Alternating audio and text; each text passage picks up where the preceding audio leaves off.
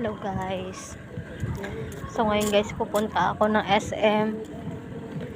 Kasi po, bibili po ako ng dog food. Kasi walang dog food yung aso namin tsaka pusa.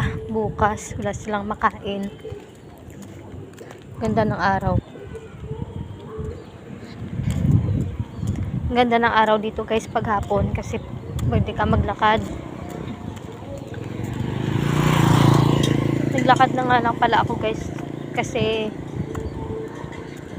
pwede naman lakarin yung SM dito papunta sa labas.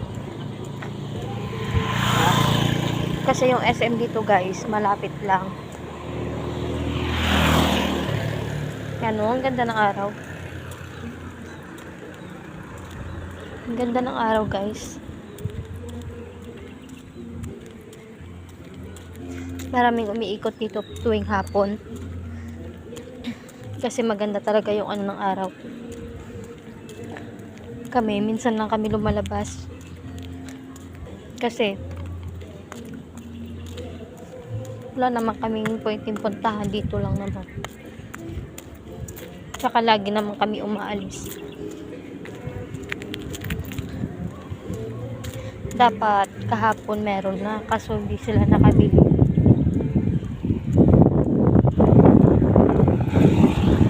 Kailangan ko magmadali guys kasi hindi ako pwede maabutan ng gabi.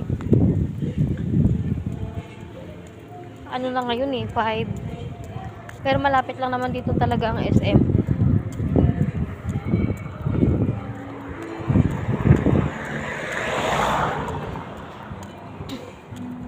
Nakakatakot kasi dito guys pag maabutan ka ng gabi. Kasi merong nakaraan na na balita na meron daw mga magnanakaw dito. Nung hindi pa namin nalaman yun, hindi pa kami napapraning. Pero nung nalaman namin na nananakawan dito yung village na to, gabi-gabi na kami napapraning. Lalo na paggabi kasi syempre nakakatakot naman talaga, 'di ba? Paano kung bigla kayong saksakin, 'di ba? Tsaka dalawa lang kami tao sa bahay ngayon, kaya nakakatakot talaga. Ganda ng araw. May birthday yata dito sa kabila. Kasi ito guys, paano yan, pavilion sa kabilang din, kabilang village. Di ba pwede lang akyatin. Dito kadalasan nananakawan sa phase 1.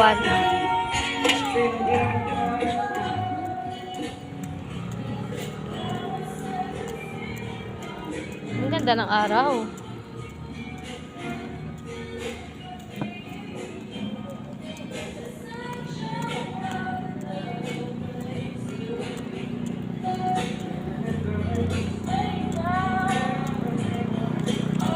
Wala kasi ngayon yung ko guys, yung pinsan ko.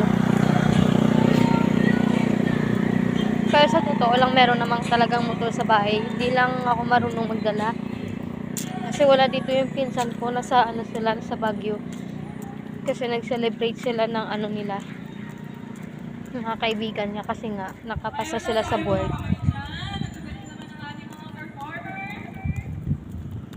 Ang ating mga performer.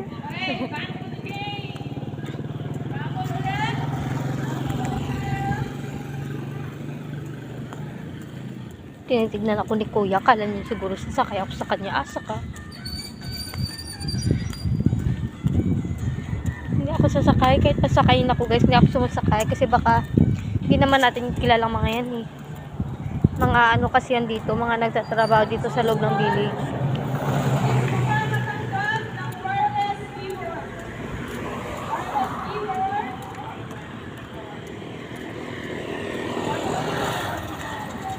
Nung nakaraan niya, merong nagpasakay sa akin matanda, hindi ako sumakay. Sabi niya nagmamagandang loob na nga ako.